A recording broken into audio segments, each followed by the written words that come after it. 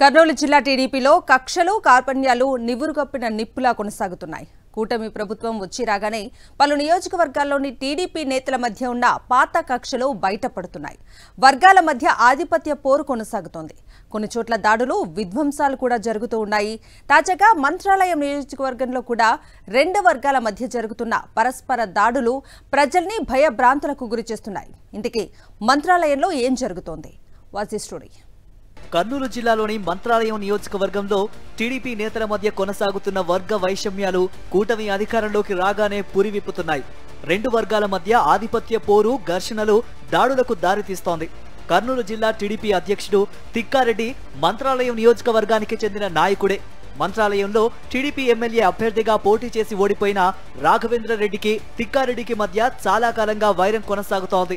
ఇప్పుడు టీడీపీ నాయకత్వంలోని కూటమి రాష్ట్రంలో పగ్గాలు చేపట్టడంతో రెండు వర్గాలు నియోజకవర్గంలో ఆధిపత్యం కోసం ఘర్షణలకు దిగుతున్నాయి. మంత్రాలయంలోని జిల్లా పరిషత్ ఉన్నత పాఠశాల పిల్లల మధ్యాహ్న భోజన పథకం ఏజెన్సీ కాంట్రాక్ట్ తమకే ఇవ్వాలంటూ తిక్కారెడ్డి, రాఘవేంద్రరెడ్డి వర్గాల మధ్య గొడవలు మొదలయ్యాయి.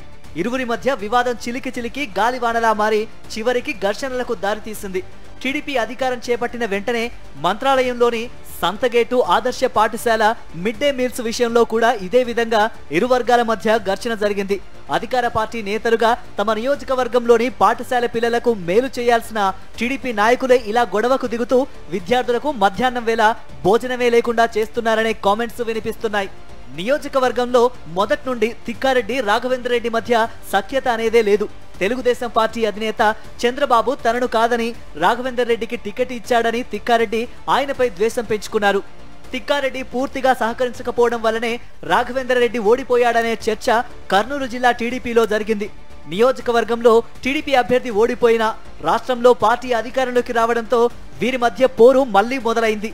అధికారం తమదే అంటూ ఇద్దరు నాయకులు మీసాలు మెలేస్తున్నారు. మంత్రాలయం నియోజకవర్గంలో ఏ కార్యక్రమం జరిగినా తమదే పై చేయి ఉండాలని ఇద్దరు నాయకులు పట్టుబడుతున్నారు.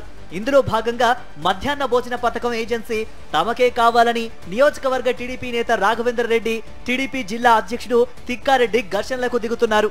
అధికారులపై పెత్తనం, మధ్యాహ్న భోజనం ఏజెన్సీతో పాటు ఇతర కాంట్రాక్టులను దక్కించుకునేందుకు ప్రత్యక్షంగా పరస్పరం దాడులకు పాల్పడుతున్నారు. ఆధిపత్యం కోసం రెండు వర్గాల మధ్య జరుగుతున్న దాడులతో ప్రజలతో పాటు అధికారులు కూడా భయపడుతున్నారు. మరి ఇద్దరు నేతలను అదుపు చేసేందుకు టీడీపీ నాయకత్వం ఎలాంటి చర్యలు తీసుకుంటుందో చూడాలి.